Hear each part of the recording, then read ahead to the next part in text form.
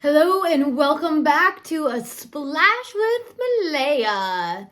Today we're talking about living in the present moment, how to reduce anxiety and stress, unneeded stress, and how to feel more fulfilled in your life. And it all actually really just comes down to being more present in your life. So much of the time, I see people that are so concerned about things that happened in the past. They are so obsessed with their story and they keep telling their same story over and over and over and over. And they really have attached on to what has happened to them in the past. And they keep replaying the same tape over and over and over again. And when you do that, how can you ever really truly feel different? The brain doesn't know the difference when you keep replaying something if it's actually re-happening again or if you're just imagining it. See, when you think about things, it actually sends signals and responses in the body. And it can make your hands sweat. It can give you a headache. It can make your stomach start hurting. And that's because your body is actually like re-going through that event again.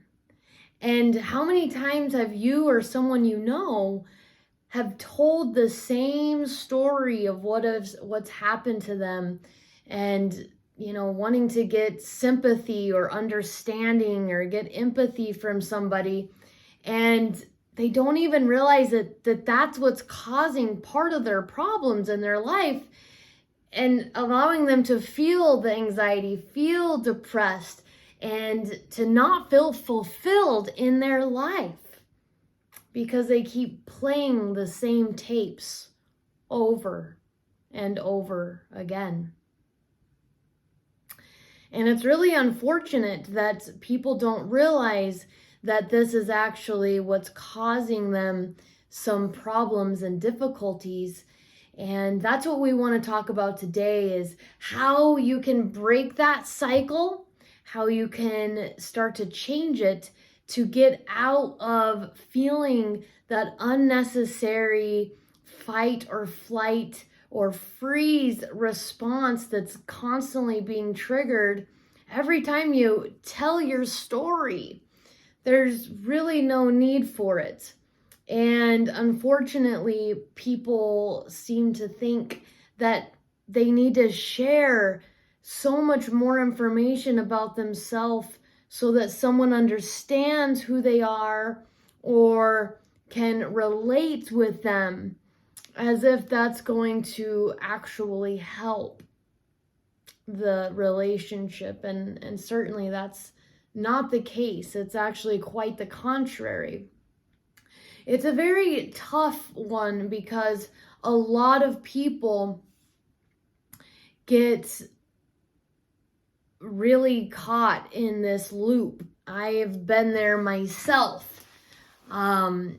This is how I felt like I related with people. If I felt or someone was telling me a story about their childhood wounds or their difficulties in business or something like that, then I would remember a story that I could also tell them to relate and feel like we're on the same page.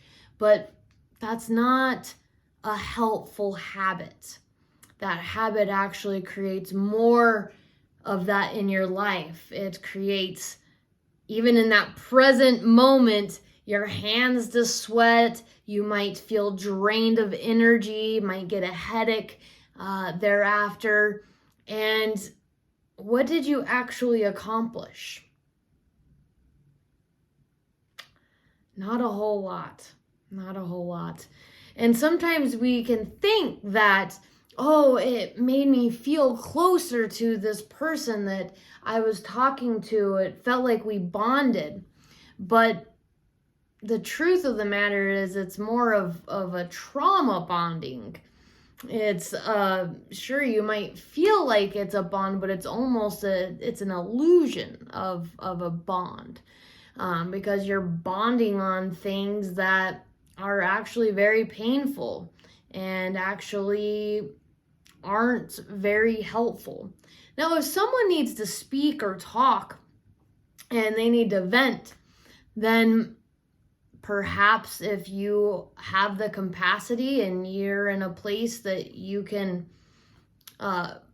shield and protect yourself and you can be a listening ear, then sure. But don't feel like that's something that you have to do for someone just because they have something they need to vomit out of their mouth. And that goes also back to boundaries, is that when somebody, if the relationship is consistently about all the bad things that are happening, all the trauma, all the stress, all the this, the complaining, the bitching, the moaning, if everything is always about that every single time that you see them, and you leave feeling drained and tired and bogged down, then you got to really look at your own boundaries and ask yourself, why do I continue to maintain this relationship? Why do I continue to have this person in my life when they just suck my energy and they want to constantly complain? You'll never feel fulfilled if you have people in your life that are constantly wanting to, put their claws in you and sink you down. No. When's the last time you remember possibly having somebody who complained to you, and how did it make you feel? And is the majority of the relationship like that? Or 50% of the relationship? Does it feel like there's a give and a take? Or does it feel like it's pretty consistently a downer? You feel afterwards. So when you start to live more in the present moment and you start to get more bearings on your mind and you can be more present with what is going on in front of you, then you will start to pick up on this. Wow, after I spoke with her, I feel good. I feel empowered. Or after I talked to that person, I feel really drained. I feel really tired. And start taking note of that. Because everything is a choice. The relationships that we have in our life is a choice. So, if you want a more fulfilled life and you want to reduce your anxiety or your depression, then you really have to start taking note of who is in your life and how that interaction is making your body feel. Does it suck you down into negativity? Does it suck you into your traumas? Does it suck you into focusing on the negative of everything? Now, I'm not saying that perhaps from time to time we need to vent, or from time to time we need to share things that aren't all happy and joy. That's part of life. We have duality here, hot and cold, positive, negative. But when you start to get more present with your life and you start to become more aware of how your body is feeling moment to moment, how you feel during and after, before, during, and after interactions with somebody, the more you're going to be able to start to analyze that information and then make decisions. Is this a good and healthy person for me? Do I need to draw some boundaries with this person?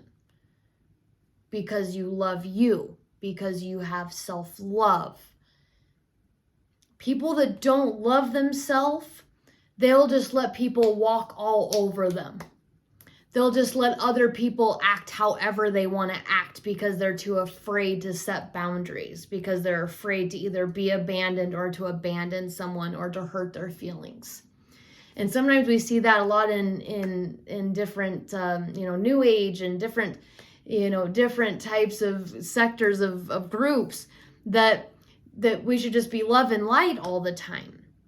No, we also need to have boundaries. We have to have self-respect, and you have to pick you and your emotional state and your mental state and your physical state above and beyond everything and everybody else.